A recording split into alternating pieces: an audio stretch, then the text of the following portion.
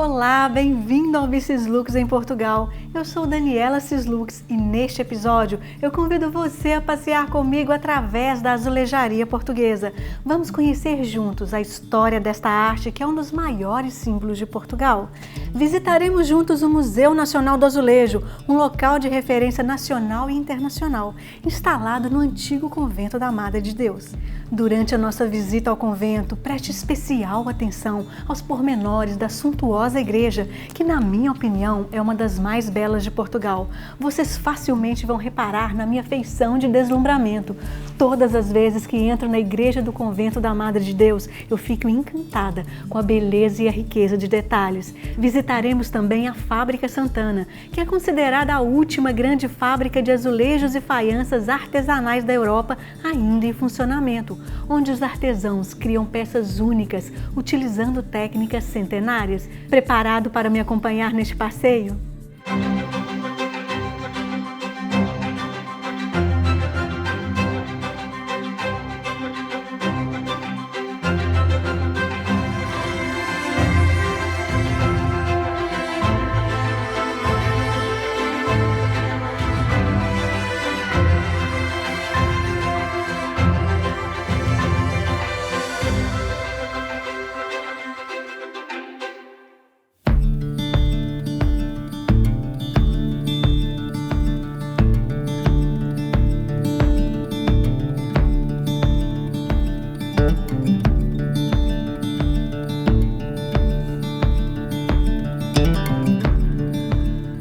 O nosso passeio de hoje começa aqui, no Convento da Madre de Deus, que abriga o Museu Nacional do Azulejo e suas preciosidades, que conheceremos juntos a seguir. O Convento da Madre de Deus foi fundado pela Rainha Dona Leonor, esposa de Dom João II e irmã de Dom Manuel I, no ano de 1509. Apesar de ser destinado a acolher as religiosas da Ordem de Santa Clara, regidas por votos de humildade e pobreza, o convento foi ampliado e engrandecido com importantes obras de arte e decoração, em especial durante os reinados de Dom João III, Dom João V e Dom José I. Nos diversos espaços encontramos os estilos manuelino e maneirista, bem como o estilo revivalista e ainda o maravilhoso barroco, que se destaca entre todos eles. A expressão artística e a riqueza decorativa presentes neste amplo espaço, incluindo os próprios azulejos, abriram espaço para instalar aqui um museu dedicado a contar a história desta arte tão característica da cultura portuguesa. O Museu Nacional do Azulejo, criado em 1965, é hoje uma referência nacional e internacional, que nos apresenta a história e a evolução da arte do azulejo ao longo de 5 séculos. O Convento da Madre de Deus possui uma fachada simples, mas o seu suntuoso portal não passa despercebido. Este portal de acesso à igreja ganha destaque na fachada pelo trabalho em estilo neomanuelino oitocentista. Contornando o edifício, chegamos ao portão que nos dá acesso ao Museu Nacional do Azulejo. O Museu Nacional do Azulejo nos permite compreender uma das manifestações artísticas mais significativas da arte portuguesa, como também conhecer um dos maiores exemplares do Barroco Nacional, a Igreja do Convento da Madre de Deus. Ao entrarmos no edifício, chegamos ao claustro, onde somos recebidos por um magnífico painel de azulejos do século XVIII, representando Atena, a deusa da sabedoria. O claustro de Dom João III, em estilo maneirista e com pavimento em estilo calçada portuguesa, possui uma fonte ao centro, feita em calcário. Agora vamos conhecer a coleção do Museu Nacional do Azulejo, em um percurso que vai da segunda metade do século XV até a atualidade. O museu começa sua exposição por uma breve apresentação da origem das técnicas de manufatura do azulejo. A decoração cerâmica com azulejos foi introduzida na Península Ibérica pelos árabes durante o século VIII. Esta influência pode ser notada também na própria palavra azulejo, derivada de um vocábulo árabe que significa pequena pedra polida. Na primeira sala aprendemos sobre as técnicas de corda seca e aresta utilizadas nos azulejos hispano-mouriscos do início do século XVI. Alguns dos exemplares em destaque são a esfera armilar, as peças com as iniciais dos reis católicos espanhóis Fernando e Isabel, Foi na primeira metade do século XVI que surgiram as primeiras olarias em Portugal. Para fabricar os azulejos, os artesãos das olarias utilizavam uma técnica inovadora desenvolvida na Itália, a chamada faiança ou majólica. Ilustrando a transição das antigas técnicas para a faiança, podemos ver as encomendas da Antuérpia para o Paço Ducal de Vila Viçosa. As peças aqui expostas ilustram o início da criação de desenhos nos painéis, ainda que pouco elaborados na época. A faiança possibilitou a realização de grandes composições figurativas, como este exemplo, o retábulo de Nossa Senhora da Vida. Pela riqueza de detalhes, percebemos que estamos diante de uma das obras mais importantes do Museu Nacional do Azulejo. Um detalhe que chama a nossa atenção é a área vazia ao centro do painel. Este espaço correspondia a uma janela. Ao permitir a entrada da luz, representava de forma simbólica o caminho que a pomba do Espírito Santo utilizou para chegar até Maria. No século XVII, com o aumento da produção de azulejos, Lisboa consagrou-se como o maior centro nacional. As padronagens marcaram a primeira metade do século XVII, o chamado período filipino. Como exemplos, podemos ver os frontais de altar e o padrão de camélias em várias variantes.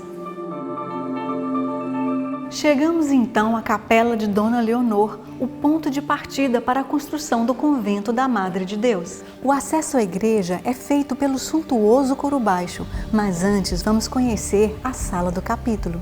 Este espaço revestido por painéis de azulejos é a Sala do Capítulo, construída por ordem da Rainha Dona Leonor. A Igreja da Madre de Deus é uma das mais bonitas que temos em termos nacionais e, portanto, isso normalmente é um aspecto que surpreende bastante. Esta igreja é considerada um dos principais monumentos barrocos de arquitetura religiosa em Portugal e o seu interior é maravilhoso. Estes azulejos provenientes da Holanda foram instalados aqui em 1698. Esse tipo de construção barroca, preenchido por talha dourada e azulejos, é popularmente relacionado com a origem da expressão portuguesa ouro sobre azul. A disposição que estes dois elementos têm um sobre o outro é uma das origens atribuídas à conhecida expressão portuguesa, utilizada quando uma situação é especialmente favorável ou uma boa oportunidade. Vamos conhecer agora o claustrim, a parte mais antiga do convento. O claustrim tem piso em calcário e as suas paredes são revestidas por azulejos azuis e amarelos do século XVII. Estes azulejos, designados por enxaquetado rico, são provenientes do extinto convento de Santana. E aqui podemos encontrar a fonte de Santa Alta, que completa o belíssimo conjunto do claustrim. Ao atravessarmos o claustrim, chegamos ao primeiro piso do museu. É impossível não ficarmos fascinados com as paredes cobertas de azulejos que nos acompanham durante todo o percurso. A escadaria de São Bento é outra obra-prima do museu, que não passa despercebida. Com painéis de flores, a escadaria testemunha a exuberância cromática da época. Nesta área do museu, vemos a transição da policromia para os típicos azulejos portugueses em azul e branco. As peças seguintes nos mostram como a importação holandesa de painéis, como a lição de dança, levou à renovação da qualidade da pintura dos azulejos. Caracterizada pela redução da paleta ao azul de cobalto, esta época tem como alguns dos maiores representantes os artistas Gabriel Del Barco, Manuel dos Santos, Antônio Pereira e ainda Policarpo de Oliveira Bernardes, autor da obra Fuga para o Egito. Em diversos momentos do nosso percurso pelo museu, o Convento da Madre de Deus nos convida a saber mais de sua história. Ao fundo da capela encontramos outra preciosidade histórica, o mais antigo presépio barroco português. Composto por 42 peças, o presépio prende a nossa atenção pelo seu realismo extremo. O percurso pela história do azulejo em Portugal continua na Sala dos Arcos. A azulejaria pombalina nasceu após o terremoto de 1755. A crise econômica e a necessidade de reconstrução de Lisboa impuseram um ritmo de produção em série. Nos finais do século XVIII, o azulejo deixa de ser uma exclusividade da nobreza e do clero e passa a fazer parte também da burguesia abastada. Este percurso nos encaminha ao fantástico conjunto Azulejar que nos conta a história do chapeleiro. O interessante conjunto de painéis com a trajetória da ascensão social de Antônio Joaquim Carneiro, de pastor a rico fabricante de chapéus. Dos séculos XIX e XX estão presentes várias obras em estilo contemporâneo. O segundo piso do Museu Nacional do Azulejo nos apresenta uma obra especial, o Grande Panorama de Lisboa. De autoria do pintor Gabriel Del Barco, o painel possui 23 metros de comprimento e constitui a iconografia em azulejos mais completa da cidade de Lisboa antes do terremoto de 1755. Vamos agora conhecer um pouco mais sobre o processo de fabricação artesanal do azulejo português.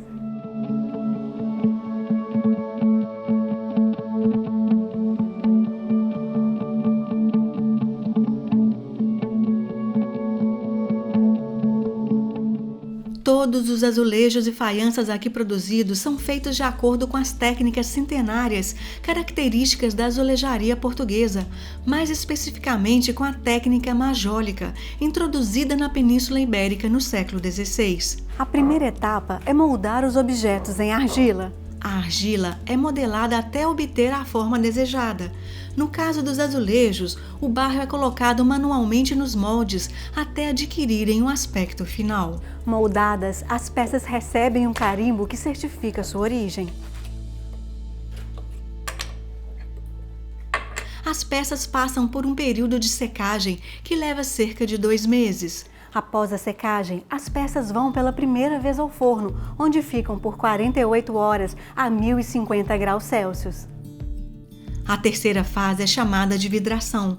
Neste processo, as peças são mergulhadas em um tanque de vidro e depois estão prontas para serem pintadas. É nessa fase do processo que as peças recebem a minuciosa pintura. A habilidade dos profissionais contribui para a preservação desta arte tão apreciada em todo o mundo. Este é o processo que deixa as peças com a textura e o brilho a que estamos acostumados. Nas diversas etapas da produção de azulejos, os artesãos reproduzem gestos e técnicas de modelação que representam um patrimônio imaterial. Em uma trajetória de quase 300 anos, os azulejos Santana espalharam-se pelo mundo e durante este período a fábrica colecionou inúmeras histórias. A fábrica Santana produz louças, artigos de decoração e azulejos tradicionais desde os padrões do século XVI até painéis de artistas contemporâneos, com a garantia de que cada produto é único. A diferença de cores e as pequenas imperfeições dão caráter artesanal das peças, fazendo com que cada uma delas seja exclusiva e original. A Fábrica Santana é, assim como o Museu do Azulejo, um local que preserva esta arte tradicional secular e um dos símbolos de Portugal. E aqui encerramos o nosso passeio, mais próximos de um grande símbolo da cultura portuguesa. Obrigada por sua companhia e espero por você em nosso próximo encontro.